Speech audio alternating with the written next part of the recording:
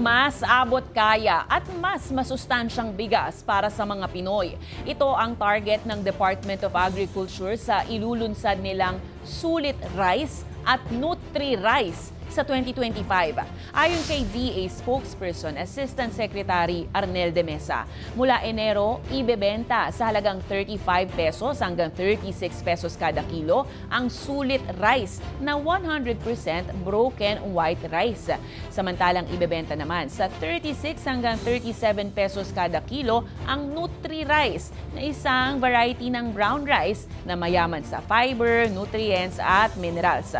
Dagdag ni de Mesa, inaasahan nilang bababa pa ang presyo ng bigas na ito sa mga susunod na araw dahil kumpleto na ang mga kinakailangang hakbang para magawa ito.